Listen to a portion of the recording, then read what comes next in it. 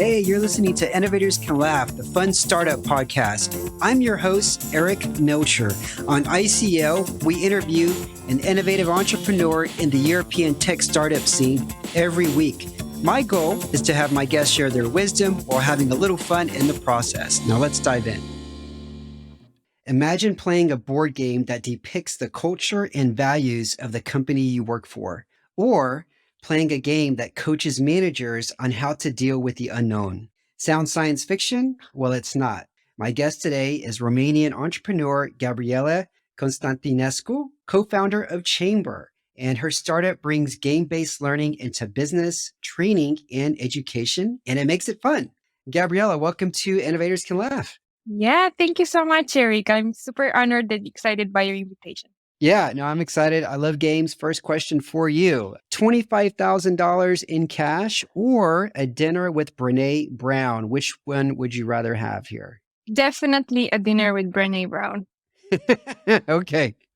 Next question. If you could wake up tomorrow having gained any one quality or ability, what would it be? I'd love to travel through time, back in time. Oh, wow. How far back? As far as, Middle Ages, at least. Okay. What's an unusual food or drink that you like? Fried pickles. Where do you get fried pickles here in Bucharest? I'm betting there's a lot of places actually, right?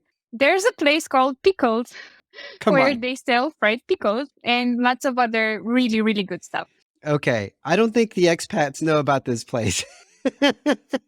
I doubt you're ever going to go in there and see like a Texan or anybody from the States eating fried pickles, but who knows? Okay. What is a brilliant prank that you ever received or you gave? A brilliant prank. Yeah. So I was in high school and I went to my best friend with a bunch of other colleagues of ours really, really early in the morning while she was still asleep. It was her birthday. And we had we had really weird costumes that we were wearing. And so we scared her, woke her up, and then had her go from one house to another searching for her present, while her present had always been in her own house when she left the house in the morning. You guys are good friends, huh? Yeah.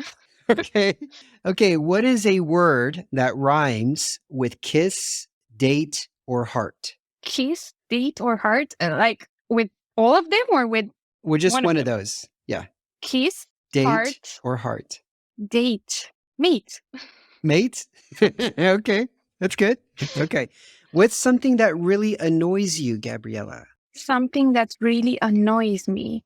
Well, so I live next to a hotel in the city center and they did serious renovations, so they would just throw stuff on a huge tube that would sound like it was the end of the world next to my window. That really annoys me. Yes.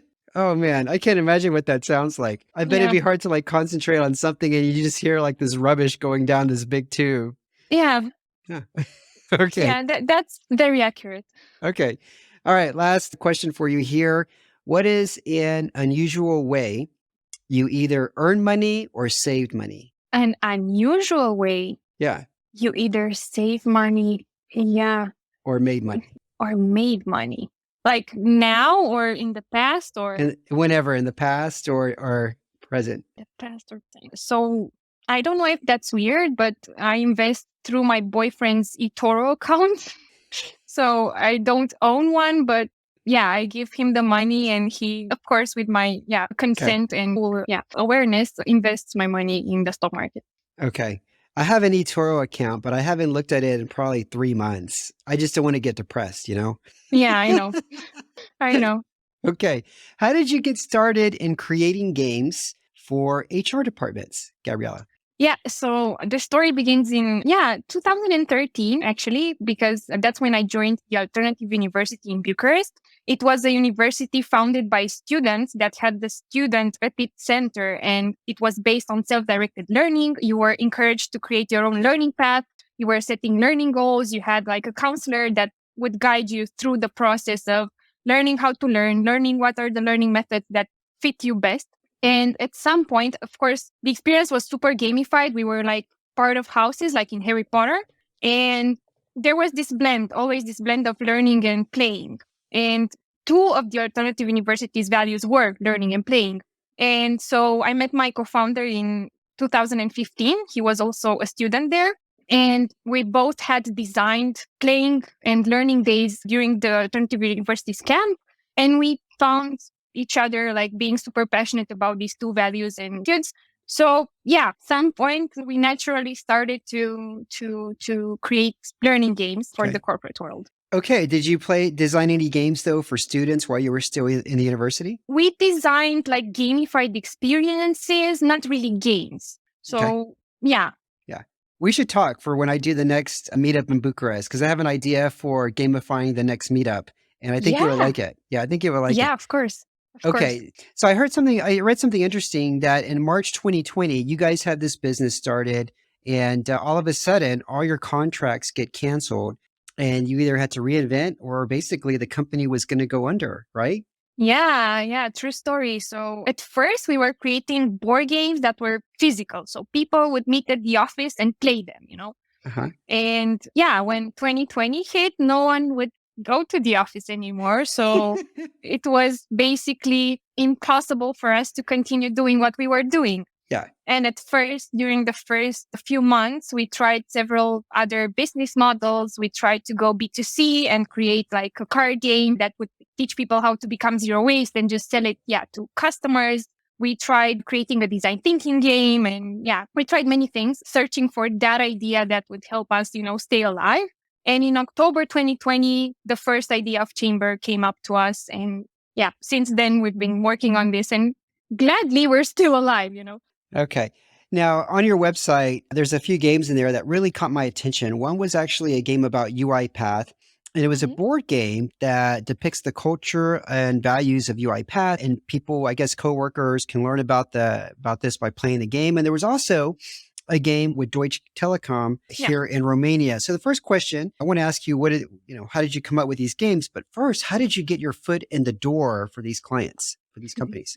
Yeah. So with Deutsche Telekom, I think they approached us, if I'm not mistaken. I'm not super sure because it was way, way back. So I may be, saying unreal stuff here. I'm not doing that on purpose, but I remember them approaching us because they heard we were, gamifying processes and they needed a training gamified. So, and with UiPath, they also reached out because they knew we were doing board games and they wanted a board game that would depict their. But at first, it was a lot of just doing it. That first board game of ours that you mentioned for managers that would, help them become familiar with the unknown and comfortable and so on. That was a board game that we created out of Steven D'Souza's book. So he came to us as well and he wanted his book turned into a board game. So it was a matter of just building up a portfolio and just being known for this particular skill that, not many people are doing here in Romania. How are they finding you? Is it through SEO? Are they just using Google and they found you guys? So with UiPath, many people from the alternative university were working at UiPath. So it was like a straightforward pathway. I'm not sure about Deutsche Telekom though. I'm not sure how they reached out to us. Okay. And with Steven, he just saw on social media and he also found out somehow about us. Okay. But nothing SEO or paid marketing related. And how did you guys pivot? So when the contracts got canceled, people are no longer going in person, to the offices. What did you guys do? We froze for about a month. Like we literally didn't know what to do. Then we started like analyzing, okay, so this is our skill set. This is like the area of products and things we can do. So now what? So, okay, we've been doing business B2B. Let's see what are some B2C options we have here. But at some point we were, okay, so if we're going to pivot, let's go digital. Let's become scalable. Let's become a tech startup. So if we're going to change, let's change, in a super big way. So, and Chambr came from another previous project, was inspired by a previous project for KPMG's onboarding process. And we adapted some game mechanics we used there for the digital space. And we did this first wireframe. We interviewed 200 learning and development managers and tested it with them.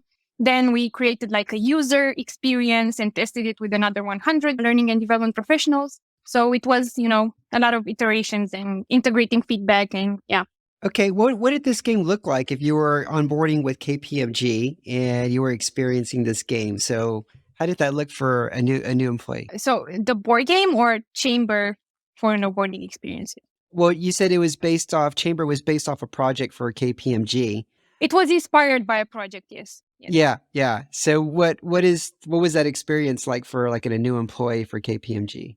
Yeah, so it was super important for them, for new hires to get to know the values of the company. And they also had some capabilities, some attitudes that were super important for new people to embed. So we had these cards and like a wheel with the values and the attitudes, and you'd roll a die and you'd have to answer a challenge from the cards from the perspective of that value and integrated it in how you respond. And the cards were like with challenges on various levels of difficulty from new entries to managers. And we would mix these groups so that people could, share best practices and learn from each other, no matter their seniority, and even like blend culturally even more. Okay. The games that you have developed right now for Chambr, are they Mhm. mostly tied around HR? Or are there other aspects or the other kinds of games? Yeah. So basically, our use cases are quite, like multiple use cases from community building, get to know each other, team bonding to learning, and especially soft skills. We're using Chambr especially for soft skills, from I don't know, sales skills to leadership to whatever soft skill employees need to develop. Okay. Okay. Now, being digital, are you starting to get clients from globally, outside of Romania? Yeah, so Chambr is currently being used in 22 countries. And in Romania, we only have 2 or 3, I think. Okay. And what's the top selling, I guess, game, if that's what Mhm. we call it here, for most of these clients here? What are they mostly coming to you guys for? So the thing is that we have this framework that's a gamified framework, but the content they can customize completely. So Okay. we do give them like a values game that has like use cases from real work life situations that might occur and how you apply some values or some principles in solving those use cases. Um, we have like a get to know each other game inside the platform for people to bond and get to know each other better. But the beauty is that our clients create a lot of content on the platform. So they create their own games. And I'm sure what they create is far more popular and nice than what we do, because they're super creative and really, make it their own. Yeah. Yeah. Okay. Now, what are you responsible for at Chambr? Because you said, Mhm. is it you and your co-founder, and how many employees are there? Or is it just you guys right now? It's us and our CTO. And so I'm, in a startup, you do so many things. You have to, switch through so many roles. But I'm the CEO. And mainly I keep the operations. I create frameworks and processes for us to work better. I'm also with the UI UX experience. And product design a lot. These are like my favorite areas. But of course, I also do sales. I also do cold outreach and all the uncomfortable stuff that you need to do when you're a founder. Okay. Are you guys entirely bootstrapped, or have you had any sort of investment? We are entirely bootstrapped and we are looking to raise our first round. Okay. Okay. What advice would you give to inspiring entrepreneurs who have yet made the plunge into entrepreneurship, Gabriela? Well, it's a roller coaster ride and it comes with super high highs and super low lows. But I don't know, for me, it's such an amazing growth experience as a person, as a human being. Every day I'm being challenged. Every day I'm learning something new. Every day I'm becoming like a better version of myself. So I would just advise them to trust the process and give it all, to it, because it's worth it. I mean, when I look back, because it's December almost, so time to reflect on the year that has passed. When I look at, I don't know, May 2022, I'm like, wow, okay, look at where I was, look at where I'm now. It's an accelerated growth, an accelerated learning. Okay. Yeah, I love that. I love that. If I were to give you $10,000 to help you grow Chambr, what would you do with that money? Hmm. Yeah, that's actually a great question. So we have like a huge pipeline of suggestions and feedback from our customers that we need to implement. And we also have like 2 ideas for 2 new games that we want to add on the platform. So I would most likely start with the product development and design. So how much you said? 10,000 USD. 10,000 USD. That's all I can do. Yeah. I talk to our CTO and yeah, add some new features and maybe a new game. Okay. That's all I can do. What is a tool or app that you're Mhm. using that's bringing you a lot of value? Notion. Notion? Notion is amazing. Yes. For us as a team to like keep all the info together, to organize our tasks, to organize our business. Actually, it's super useful and I am a big fan.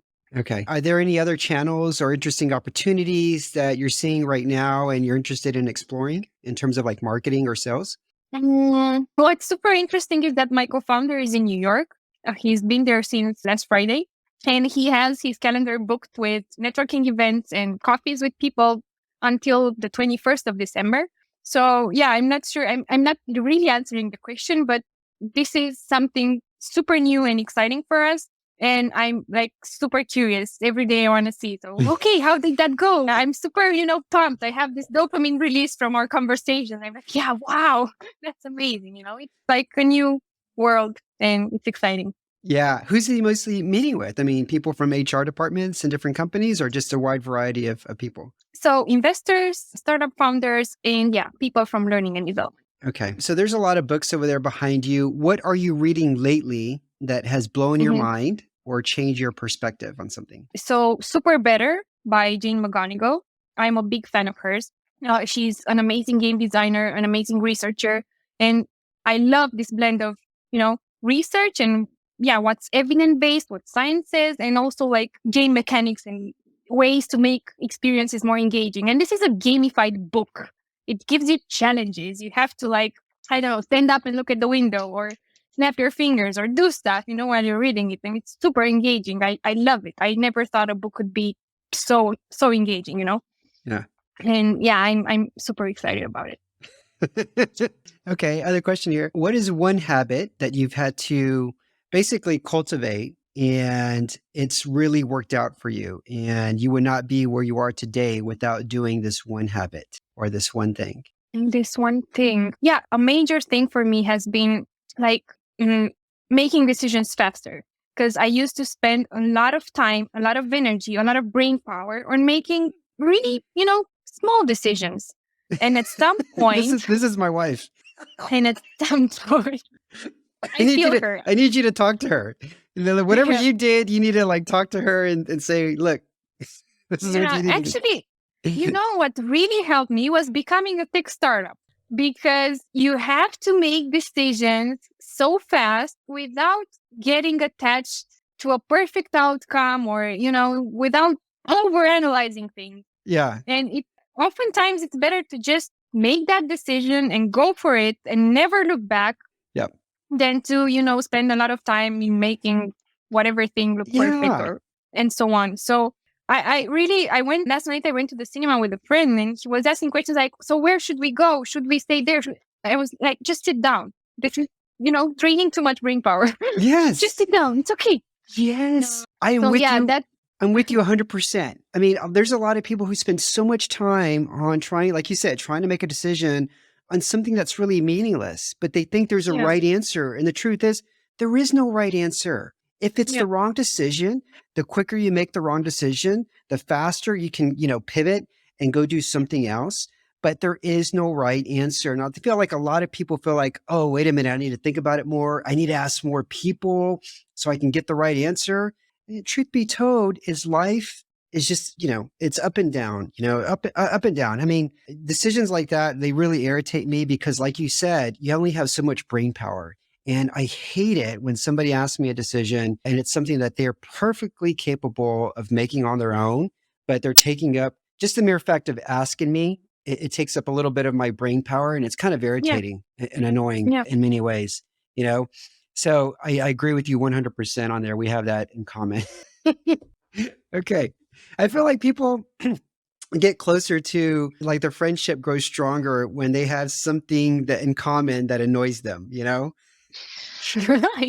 That of that course. should be that should be a question for like somebody who's dating. Hey, what's the one thing that annoys you? Or like three things, and let's see if we have that in common. Because I feel that's a lot better than like, hey, do we have the same movies or music or whatever? I think so.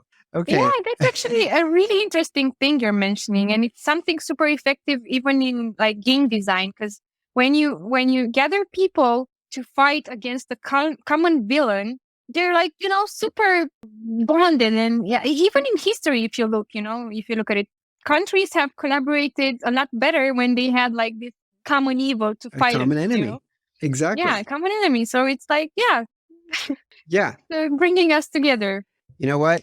Yeah, I think we're onto something here, you know? Yeah, I think we could be like consultants for dating or something like this, you know? Yeah. Yeah. All right. Okay. Last question for you. Let's see here. What was the highest stakes negotiation you've ever been in, Gabriela? High stakes The negotiation. highest stakes negotiation. Yeah, it was a 25K contract and it went, incredibly smooth. I was expecting a lot of discomfort and I don't know, me feeling challenged in a way, Yeah. but it was not. I guess it's also, the experience behind that has helped me navigate through this easier. But yeah, I'm super willing to like raise my, limits and challenge them further because yeah, I'm gonna hack in this startup. Yeah. Okay. Fantastic. Gabriela, thank you so much for being on the show. Everybody listening, this is Gabriela Constantinescu from Chambr. I will put links to Chambr in the website notes. And hey, if you enjoyed this, tell others about it. That's how you help us grow. You can also catch us on TikTok and you can sign up for the ICL newsletter on innovatorscanlaugh.com. Gabriela, until we meet again in person, this was a pleasure. Yeah, same here, Eric. Thank you so much for inviting me. It's been great. My pleasure. Okay. La rivedere. Bye. Thanks for listening to the show. If you enjoyed it, I'd really appreciate it if you could give us a review and star rating. Also, don't forget to sign up for the ICO newsletter at innovatorscanlaugh.com, where you can get the bio and details of each guest. Thanks.